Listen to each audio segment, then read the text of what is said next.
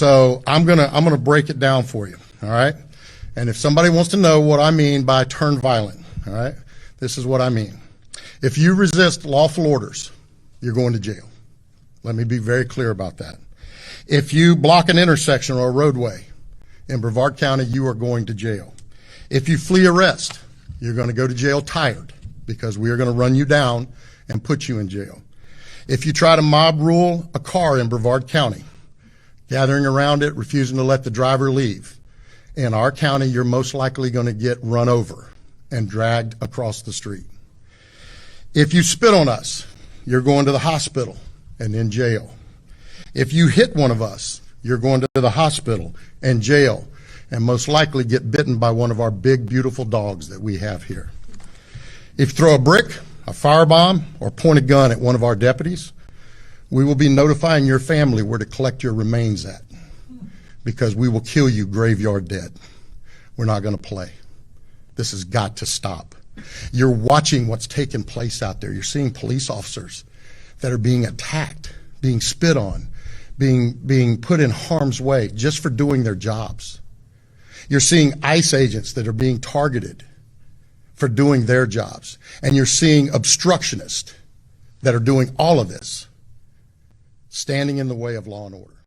It's criminal what they're doing, and this goes back, my brother, to a theme and a series of conversations that we were having a little while back, where we were talking about the importance for us to take back control of our minds and our thinking, because, we have a great quote that says, the greatest weapon in the hands of the oppressor is the mind of the oppressed.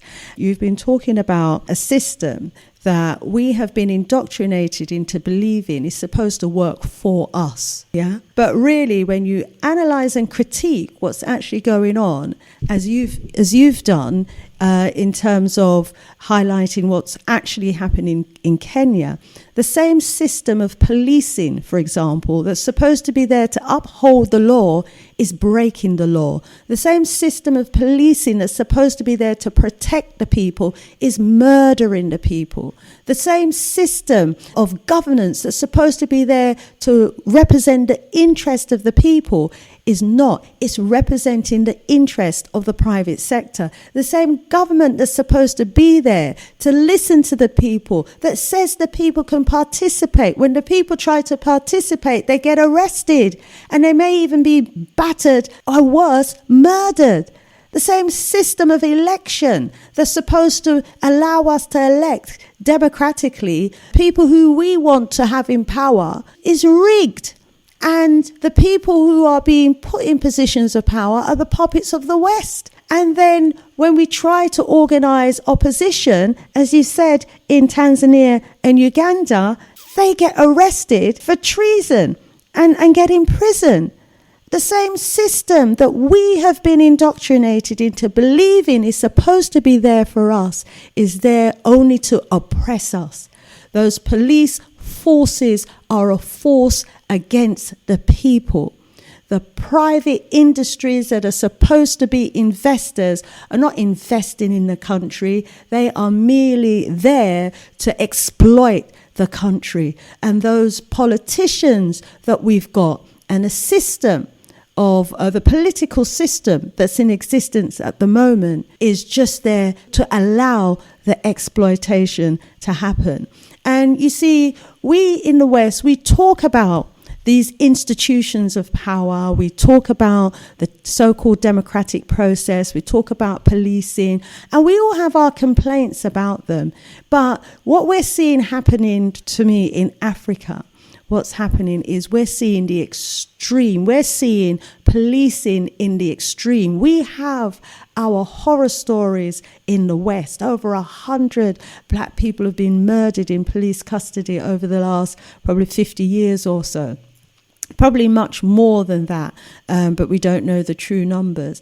And so we have a very oppressive police system here in the UK and also in America, to the point where a lot of black men are so fearful of the police, they don't even come out of their homes. These people who dress up in these uniforms and are supposed to be there, they tell us they're there to protect us and they're for the good of the people, but they're not. And we need to wake up and realize that the police force, the army, the government are just part of a system of oppression, to oppress the people, to control the people, to manipulate the people, to divide and conquer, to take control of the world, take control of individual countries and the resources within those countries. It's an evil, wicked system that we are all indoctrinated through the education system into believing works for us and is the best system that we ought to have. But it's not. It's just a system that allows the oppressors to oppress us, to control us, to rape our countries, and to half starve us so that we are spending all of our time trying to earn some money to put some food on the table. And it's preventing us from communicating with each other. The poor woman sets up a website which is supposed to facilitate participation in a process that we've been indoctrinated into believing is how it's supposed to work, and they arrest her.